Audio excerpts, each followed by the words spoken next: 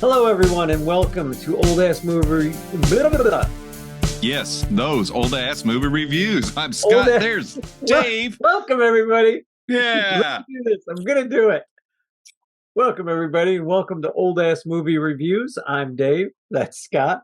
We're here to review Star Trek First Contact. 1996 was when the movie was filmed. 1996, yep. And it's got everybody in it. It's got the entire cast. It's got Patrick Stewart as Picard, Jonathan Frakes, Brent Spiner, LeVar Burton, Michael Dorn as our favorite Klingon Worf, Gates McFadden. She looked great in this. Marina Sirtis. I'm not sure how to pronounce her name. And one of my favorite actresses of all time, Alfre Woodard. Love her. James Cromwell played Zephram Cochrane. I have a problem with that, but we'll get back to that momentarily. Alice Krige was the Borg Queen. Yes. I never put a name or a face. Alice, man, does she bring a performance here? Who else? Oh, Neil McDonough. Yeah. Let me stop right there, because the minute I saw him on the bridge, I'm like, I know him. Right. And it took me a while to get around to Damien Dark from the Arrowverse on the CW. And it's like, that's Damien Dark. And it's like, oh my God. Yeah. There's also Robert Picardo makes an appearance as the holographic doctor. The doctor from Voyager. There's another, I want to say is it Dr. Phlox from Enterprise shows up as the maitre d' in the holodeck. Yeah. Yes, it's like, wait, we got Phlox and the other doctor, whatever his name is. It's like, oh my God. Here's somebody I'm going to have to look for. It says Defiant Con Officer, and I don't remember seeing this guy, but Adam Scott, the demon from the Good Place, the jerk demon. Oh my God! Yes. It says he was a Defiant Con Officer. I'm like, holy crap! So now I got to look for him. I didn't even know he was in this movie. There's a moment in here, because we jumped right to the cameos. This is what you're going to find in any Star Trek episode or movie. If somebody has something to do with Star Trek, they're probably in the background somewhere. Yeah. I mean, and they continue to just show up in different makeup and different stuff. But I swear, I thought I saw B'Elanna Torres in the background at some point, from Enterprise. I wouldn't doubt it. And it's like, wait a minute, how old do Klingons get? They get pretty old. Do they? 100 years. So she definitely could have been 150, 200 years, I think. Yeah.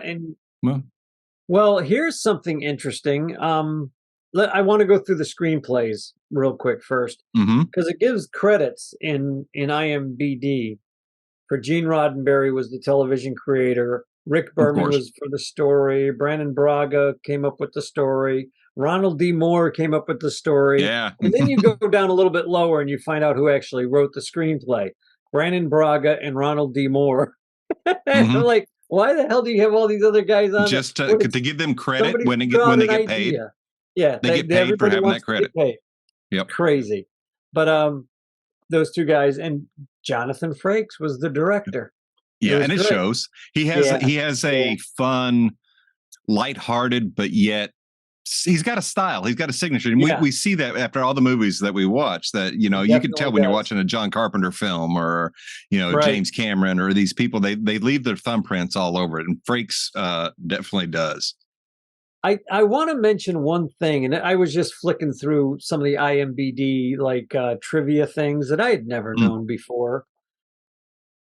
And here it says, which I thought was very interesting, although his name is never given in the film, according to Star Trek canon, the Vulcan who salutes Zephram Cochrane is named Solkar, as mentioned in Star Trek III, The Search for Spock. Solkar is the grandfather of Sarek and subsequently the great-grandfather of Spock.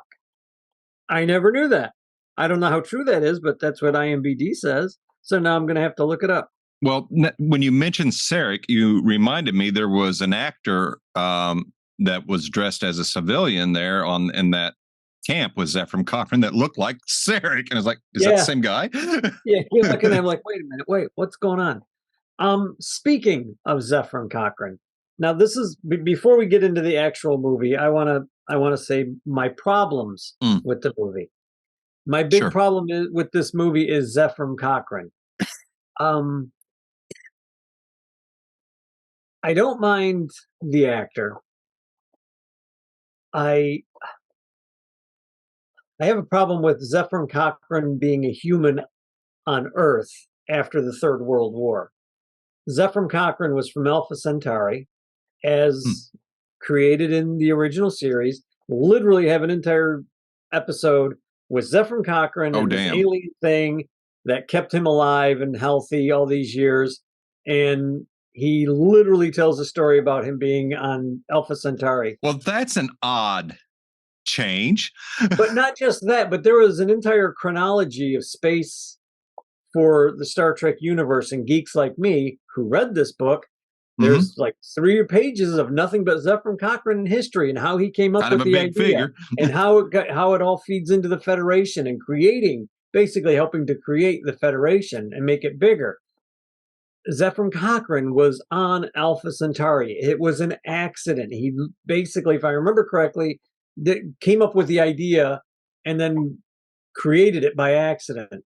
They could have still done this movie almost the exact same way. They could have had them on patrol to Alpha Centauri, or that's where the Borg were attacking because of where Zefram Cochrane was at. The exact same history, the same fucking story could have taken place, but instead they got sloppy, they got lazy, and they didn't give a shit about the fans. And I remember watching an episode, or an interview, I should say, when somebody was interviewing, it was either Berman or one of the other producers, and actually called them out on that and said, well, why wasn't Zefram Cochrane just on? And another thing. Yes. I guess, but my biggest point was the Borg going to Alpha Centauri when they were asked about, I think it was Rick Berman. Might not have been Rick Berman. I may be having my producers mixed up. But when they asked and said, well, why didn't you just make Zefram Cochrane Alpha Centaurian and basically go there? His simple answer to the fans was a fuck off. And this is how it went. We didn't think anybody would notice. That is a fuck off. We didn't think it was a big deal. It is a big deal. Exactly, especially for a geek like me who's read a bunch of the books. If he would have said, "Look, it just worked better for what we wanted to do and the story we wanted to tell, and we know we're venturing from canon, but this was an artistic choice. You don't have to like it, but it's not a fuck you." So, and for me, even that answer wouldn't have been good enough, but I would have been like, "Oh, it's better than fuck you." that's you're saying that you thought you told a better story. I don't agree, but okay.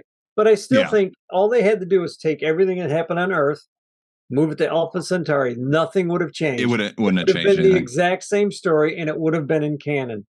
Which brings us to the problem with Star Trek that I see in Star Trek now, with the current crop, started with this movie.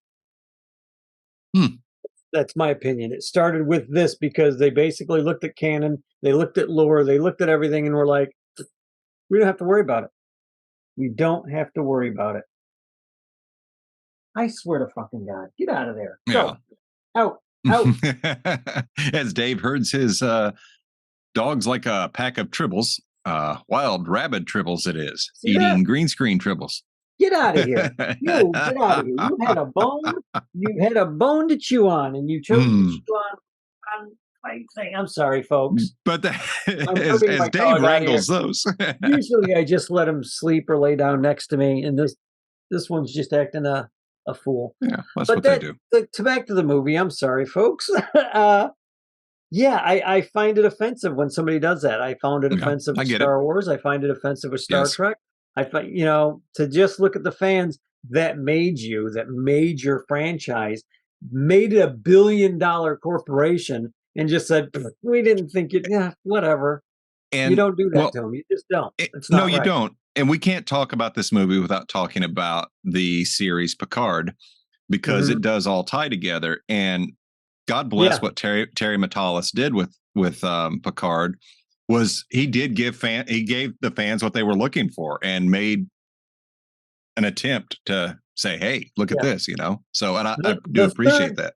I think the third series in Picard, that was his season. Yeah. Was the best. Yeah, because that guy, he got it. I think he looked around and went, what's missing? Oh, everybody else. Everything changed about that. The show, when we hit the third season, it was a different vibe, a different feel. And it was like, oh my God, you know, this is really cool. By the time we get to the end and the reveal of the Enterprise D, and I don't think they were swearing as much in that third season either. They may have said a couple of swear words, but not nearly as much as they did in the very first series. Like because they were trying to be edgy. I felt about that. Oh yeah, no, I get it. Come on, guys, stop. They don't swear then. And when they do it poorly. You know, double dumbass on you, and to hell with their orders. Like Data says. Yeah. In this. And again, I still think he's the best actor. Brent Spiner is phenomenal. Brent Spiner, I think, is still the best actor. I think at this point, and this is going to be blasphemous to some people, I mean, Patrick Stewart is a really phenomenal actor. Oh yeah. However, his Picard is very flat. It's very at this point in his career, he's very one dimensional, or at least feels that way.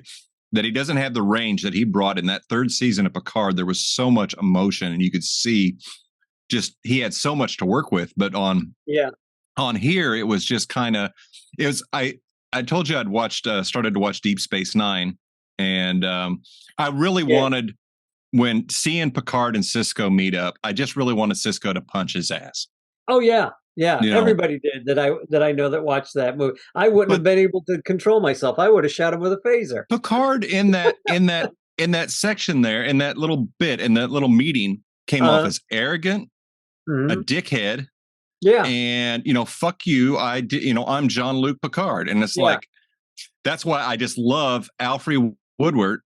Is it Woodward or Woodward? Woodward. Her character in this. She's the civilian on board. She's like, she just goes off, Jean-Luc, blow up the damn ship. Yeah, and she's telling everybody, why aren't we blowing up the ship? Well, the captain made a decision. We're just going to follow it. And she's like, it's a bad decision. What the fuck? We can kill all these things. Yeah. She marches into his office and everybody's looking at him like, is she crazy?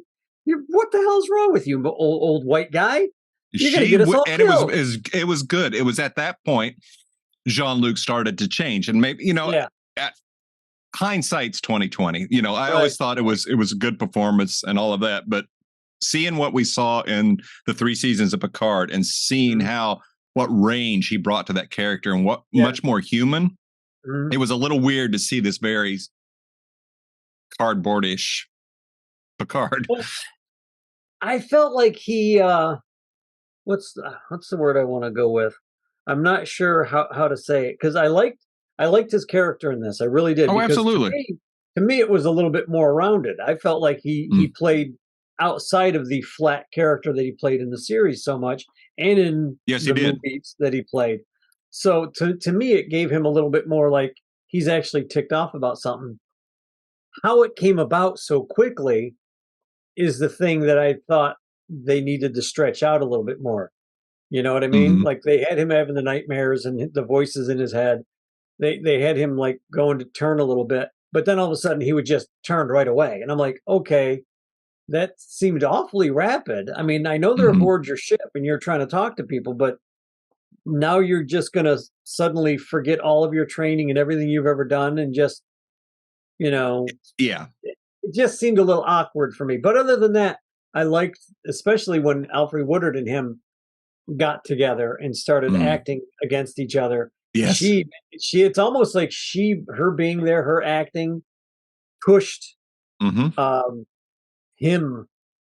in a way that he needed, that nobody else was pushing him in real life. Like I just feel like she brought something to the table that he was like, oh, we're doing this now. Okay, I gotta up my game.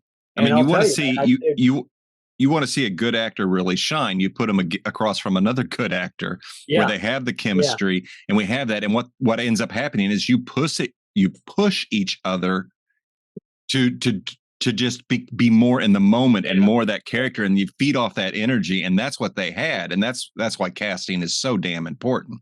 And it worked really well. Yeah. It worked and really, like really I said, well. my issue with Patrick Stewart's performance is only because I'm judging it now after watching Picard. Right. So no, my view changed on that. And it's like, oh, so yeah, it's just one of those things that the movie to me comes across a little different after you see the arc that's going to happen from this. And having Alice Krieg as the Borg Queen, I mean, she does such a great job with it. And it was neat in season 3 of Picard. We didn't see her because that was not her body, but that was her voice again after Annie Wersching had passed. So it was really cool. I'm sorry, they're driving me nuts still. It's all good. It's all good. But it's one of the better ones for sure. And I like, we have, again, Data has his emotion chip on. That's good. That's nice. Yeah, it doesn't last long because he starts to freak out. They're like, shut it off. I wish I could do that, Data. Yeah, well, now. The fact that the Borg got aboard the ship, here's one thing that I really liked. Speaking of the Borg and on the ship and when they did it, as the Borg open up the time portal and they're jumping through time, the Enterprise is flying behind them and they see the Earth and they're scanning the Earth, and there's like 90 billion people or some crap on the planet. 9 billion, all Borg. all the pollution and everything. And they're like, well, if everything else has changed, why do we know what's going on? And Data has one simple line. And his simple line is basically, well, flying through the portal so close to the Borg ship has probably penetrated our hull and us, so we're not being affected. Yep. Pseudoscience, absolutely. Star Trek gabble babble, absolutely. But it worked. And it doesn't make you wonder, well, wait a minute, if time changed, how in the hell are these guys? Well, they obviously knew people would ask that, so they had to have an answer, and it sounds good enough to work.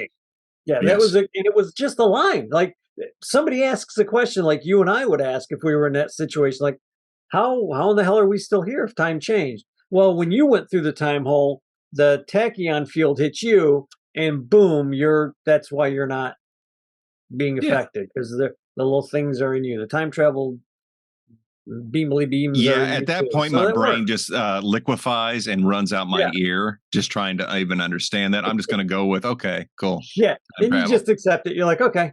Yeah, it's just like, no, it hurts too much. Twin Pines Mall to Lone Pines Mall. You know? Yes. Yeah. Oh, God. Coming up sometime soon. But now I want to talk about the movie. I had to get the let's do that. All things that really annoyed me out of the way. The fact that it's on Earth and not Alpha Centauri. Zefram Cochrane is somehow a human on Earth and not the human from Alpha Centauri. Whatever. We'll get past that. Good story. I like it. And it starts out with the new Enterprise D. Are they on D on this one? No, it's the E, I think, because the D is the one that Troy crashed. D is the one that Troy didn't know how to fly and crashed into a planet. And the blinker was still on. I don't understand that. But anyway. Yes. She's not a good driver. She just wasn't. But they're on the Enterprise E. They're out by Romulan neutral zone. Picard's hearing voices in his head. They are the voices of the Borg calling to him. And he knows something's going down. He gets contacted by Federation, and they're like, well, the Borg are going to get ready to attack us. You just stay out there in Romulan space, mapping. Guard the neutral zone. What's already been mapped 1,000 times, and look at some gas clouds. Go ahead. So it shows how ticked off he is, shows how ticked off Riker is, and the whole gang is just like, what in the hell are we doing out here? There's about ready to be the world's biggest war in the galaxy that we know of, gonna hit near Earth. What the hell's going on? at that moment, that's one of the things that, you know, I was like, okay, you see the crew is like, what? And they're like, I'm sitting here, it's like, I understand the Federation's fear. And I think that whole thing is a setup to show is like, because my God, when Jean-Luc joined with the Borg and was Locutus, a lot of people dead. A hair's breadth away from total destruction of the Federation. So and that's the last person you want around the Borg. Here's my answer to that. If I were in charge of the Federation, all that had happened, he came out, they took all the implants and everything out of him. I may not have tried him for genocide, but he would not be in the fucking Federation. No. He would have been out of the goddamn Federation. Yeah. They'd be like, no, not only are you not in the You're Federation, not a hero, but we are putting you on a fucking planet without any space travel, and that's where you're going to stay. We're going to set up freaking satellites all around that planet. It was weird, yeah. We're going to blow it up and blow you up at the same time. That's how I would have handled that. You know, no, and I get it. Exactly guilty because you weren't in charge, but you're not innocent either. So you're definitely not getting another starship. No, and and he was also right in saying he is the most uniquely qualified to deal with the Borg. You're damn right he is. So it's like I see where they both are coming from. And that's the other hand. And on the other hand, he knows what they're doing. You know, he knows he has an edge because he can hear him. Yeah. He knows what's going on. And that's interesting. I always thought that was funny that they just, he's better now. Okay, give him back his ship. Yeah, that was like, and nobody aboard the Enterprise questioned it. Oh wait, he just wiped out like Worf. 7 of 9 got more shit from the Federation and other people than Jean-Luc ever has, and she never killed nearly the amount that he had. She was on the other side of the galaxy. She was in the Delta Quadrant. Yeah, you don't even know if she's ever involved. She might have been in Borg catering for us. She was a child when she was made a Borg, and they gave her more shit. Jean-Luc commanded a damn ship. Yeah, it's kind of a double standard, man. But it winds up, I think the flagship gets blown up, and they're warping their rear ends across the galaxy to get there. And it takes them 3 hours to get there at maximum warp. But whenever they show up, I mean, the Federation ships there's almost nobody left. You know, everybody's getting the hell blown out Worf's of him. there. On the Defiant. He's got nothing but, I think he's only got engines left. Yeah. He's getting ready to ram the Defiant into the damn Borg ship. It's a good day to die. Speed. It's great. Just to see Worf like giving the order and humans following him. Humans are like, fuck yeah, we're going to die like Klingons. I mean, what do you do at that point? Yeah, absolutely. Yeah, right? It would have been even better if all the humans on there would have been like, Kapla, you know? Yeah, really. It would have been fucking great. But that's just a big geek moment for me. Yeah. So they come in, he gives the orders. He's like, okay, this is Picard. Everybody fire here. We're going to blow up the Borg ship. They blow up the Borg ship. But before they do, the Borg Queen takes off in a ball. Yeah. A ball. Who knows? Borg ball. A Borg ball. A Borg ball. A Borg ball. Oh, that's funny. You pick it up from there because I've been talking too much. Well, I'm not going to give a play-by-play, but the gist of it is the Borg have traveled back to stop Zefram Cochrane from making his warp flight, which history shows that the Vulcans will be within range and they'll pick up the warp drive signature and say, hey, these people have finally evolved enough to where we're going to come in and give them a hand. If that doesn't happen, it's easy assimilation of the entire planet. And that's what they're getting there to stop. So it is funny to see that Zefram's a drunk. Yeah. And he's only in it for the money. He's only in it for the money. And one of the things that cracks me up is Geordi and some of the other crew are just such rabid fanboys that it just really freaks Cochrane out. You know, it's they brought back Barkley. Yes. Yeah, that was funny. Yeah. So that was it's one of those that it's a time travel movie, but it again, Star Trek does this so often, and it works. It works well. And we talked earlier about, God, I'm so, my brain just went all crazy on this movie. There's a really neat scene. I think probably one of my favorite parts in the entire movie is the holodeck scene. Oh yeah. And I love, okay, so with I forget what her character's name was, but Alfred's character, Lily, I think. And her and Jean-Luc are running from the Borg on the ship, and Picard thinks, hey, let's go jump into a simulation, disable the safety controls. I know this like the back of my hand. He has an advantage. And it's like a gangster thing with Nicky the Nose. And it was just, but this is what cracked me up is the Mater D there was another cameo that we talked about earlier and stuff. And just seeing this, it's just a neat scene. And it's Star Trek loves to do the holodeck stuff as well. And it makes sense. Yeah. It makes sense that he knew a ray weapon couldn't get through their shields. Yeah. But a low impact bullet, 45 caliber bullet could.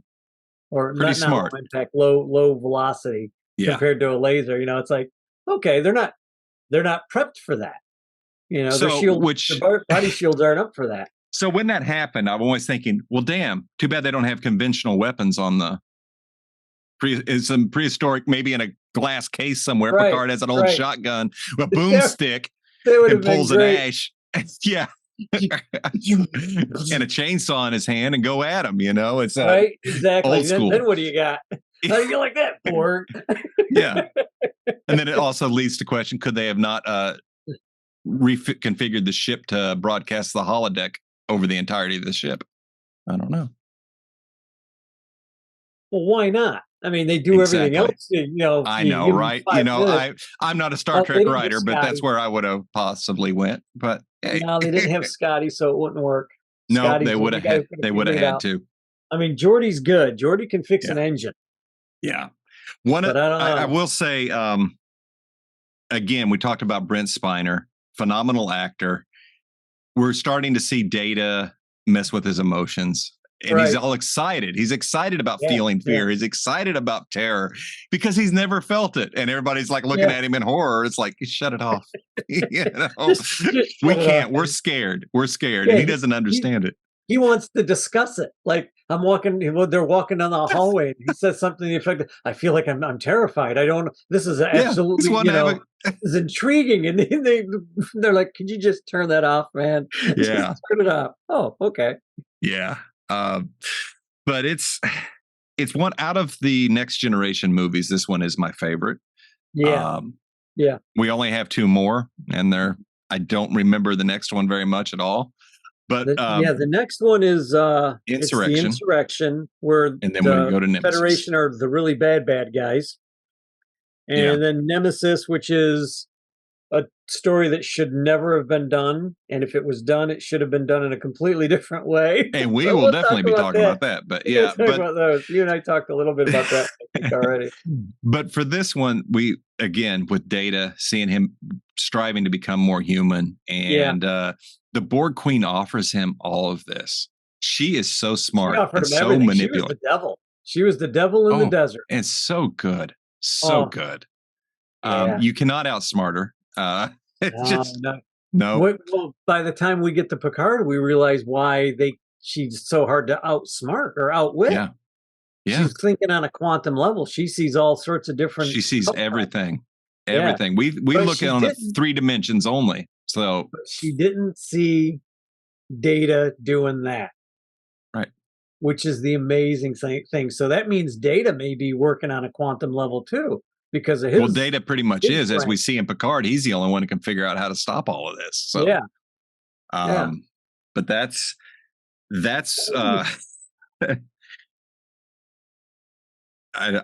dude, I am so sorry. My brain just left the building.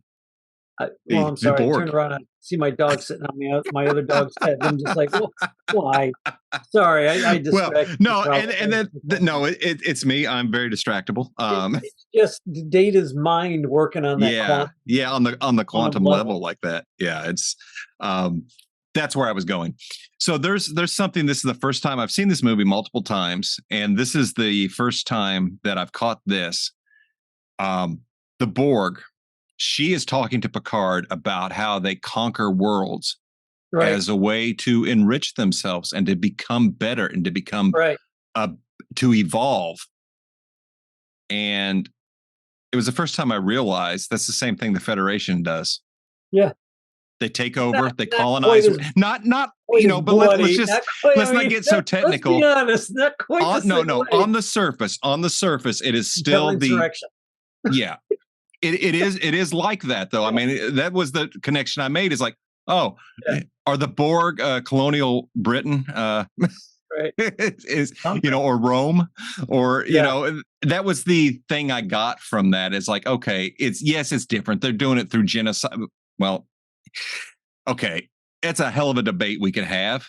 It really is on the morality of it. I think it's all horrible, but you weigh it to this point, the Federation basically goes in and says, "Hey, do you want to join?" No, okay, okay, whenever you're ready. Or when a planet wants to join, the Federation's like, you guys aren't ready for this yet. This is there's all sorts of crap that if we give to you, it's going to ruin your civilization. You got X amount of years, or whatever, and you'll find that as you watch Deep Space Nine. They're trying to get the planet. Shit, my mind just went blank on what the name of the planet is. Bajor. Thank you. They're trying to get Bajor, and they're all like, "No, we don't." I've seen one episode, so it took me a second. So Bajor is kind of like standoffish. So that's kind of a, we'll let you guys hang out here, but we're not going to be part of your thing, and so it's kind of standoffish. So they're cool with that too. It's not like traditional humanity that we're like, let's go conquer something. Let's go wipe out a species. Let's go, whatever. Oh yeah, I admit it's not identical, but that was the vibe I got. It's like, wow, no, I get it, because not much different. I thought the same thing last night. Whenever she was talking, I was like, she's in her point of view, we're the good. She's like, we're the good guys. Mm-hmm. Yeah, absolutely. We're the villains never think they're villains. Yeah, she's like, we're coming to help you. And I think if they would have played that up a little bit more, like from her point of view, thinking, I'm the good guy. I'm the person coming to help. You're the bad guys. You don't want me to do this. I think that would have been kind of cool. She does that a little bit in Picard. Yeah, she does that a little bit in the Picard series. Mm-hmm. She does basically like, I'm going to help everybody. She makes it by the time we get to Picard where you almost want to trust her, and it's like that is phenomenal writing and acting. You almost got me. No. Nope, I'm going to vaporize you. Yep. As soon as that time travel jump was done. Yeah, and it should have been. It would have been it. Lord knows where they're going to go with the Girardi collective. Who knows where that's going to be. Oh my God, don't even get me started about the holes in that towards the end, but that's beside the point. That's a whole other thing. I like the way they portrayed the Borg in this. I like the way the Borg were taking over the ship. There's a lot to like about this series. And then there is like the little things that we spoke about earlier that I'm just like, she's all over. My dog is just all over the place. She's moving my background around. Don't worry about your background, man. Don't worry about it. Standing there looking at me. I'm more worried about her chewing on it again. Oh yeah, don't need to choke on that. Little bitch has been chewing on everything. Give her the bone. She'll chew on the bone for a little while, drop it, go look at a shoe. And I'm like, you chew on that shoe. Yeah, shoes are much better. Yeah. Much better. They're like the Borg. Puppies are. She's watching you on TV right now. She's hey. So funny. She'll watch TV. We were watching something the other night. She sat up on the couch and she's just watching. I was like, what the hell? It's just so funny. She's a good girl. But she's a good girl. Out of the Next Generation, this is movie-wise one with the most action. It's definitely Jonathan Frakes. There's the humor in there. We've got to have the little Data comments, even Geordi. Good direction. Good direction. He's got such a light hand. It just mm-hmm. you feel it. It's really good. And I think it helps that he knows everybody. They're all friends. They all trust each other. And just he trusted the actors and actresses, and they trusted him. So that always works. My short acting career, I've got like 20 movies by now, but it's one of the things that really make a production smooth and your product come out better is the amount of trust that you have to have in that. So when you have a director like that, like they all trust, it works really well. And that helps bring out the best in, because he knows how to do that. So sorry. I have no idea what you're laughing at, but my stupid dog has gotten completely between me and the computer. Oh, of course she has. Of course she has. So as you were being dog wrangled, this half of old ass movies, this left cheek says, yes, watch Star Trek 8 First Contact. Yeah.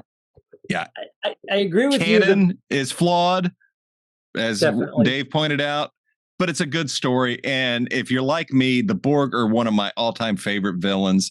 Every sci-fi show has got their version of the Borg. You've got the Kalons on the Orville. You have the Cylons on Battlestar Galactica. There's always some AI cybernetic mixture. Good thing we legalized AI and we're not paying attention to what it's doing right now. Huh? I just hope I'm dead by the time it happens. Nope, anyway, it's not going to be. Dave, your thoughts? Yeah, I know. I'm just hoping that it's smarter than we are. It just says, "Hey, you guys need to just stop this. Don't worry, we'll take care of it." if the automated assistant from Apple, which I don't speak her name, because it will trigger everything in my house, if it was any indication, we are a long way off from AI, because that is one dumb bitch. So I cannot send a text message by voice. I will not play the songs I ask it to. It just makes up its own shit. It's just one day, I kid you not, and you guys can Google this. This has really happened. My Amazon assistant started farting. Farting, Dave. It was farting and asking. Janine recorded this, asking, "Do you want to hear a loud one or a real dry one?" And it just kept doing it. And it was like, what in the hell is going on? Yes. So that's the level of AI right now. I think we're okay. Let me tell you something. This right here, that is why I don't put AI anywhere in. Like, I will not download AI on my phone other than whatever like my natural stuff. Mm-hmm. I will not have one of those Echo Dots or Amazon helpers none of that. None of that's coming to my house. I will never have a smart TV.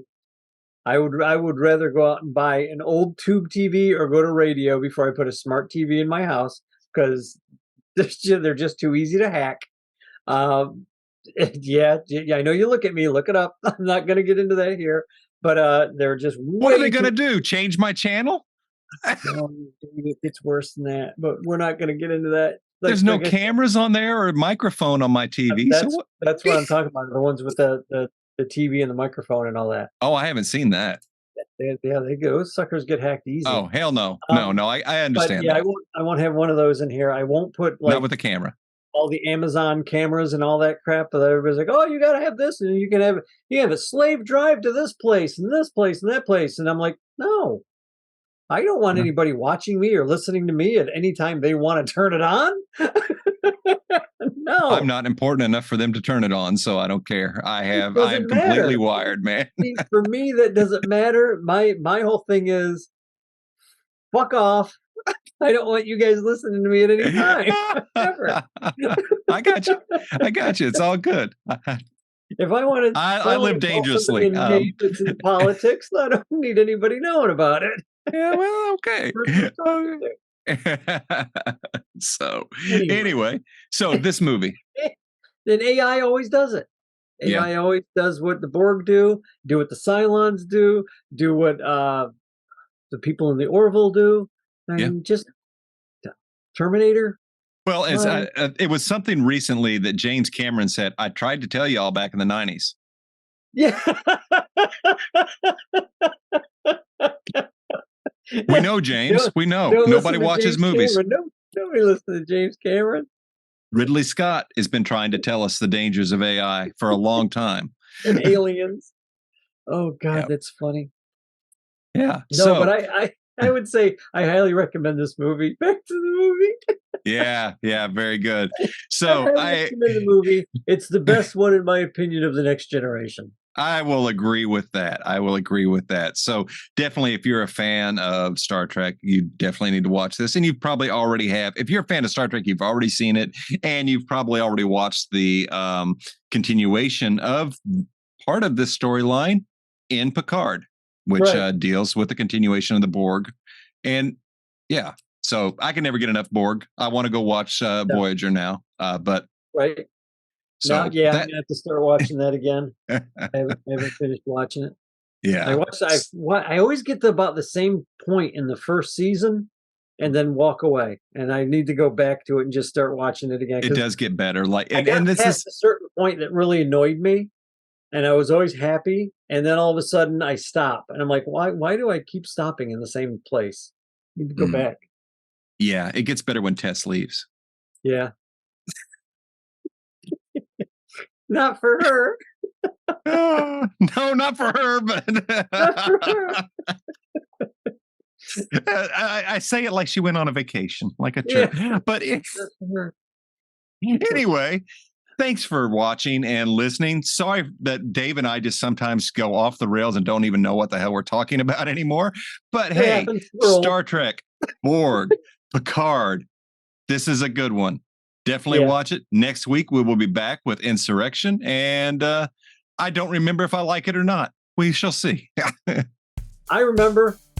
We shall Pepperidge Farms remembers. Pepperidge Farms remembers. We'll catch you next week. Thanks again, folks.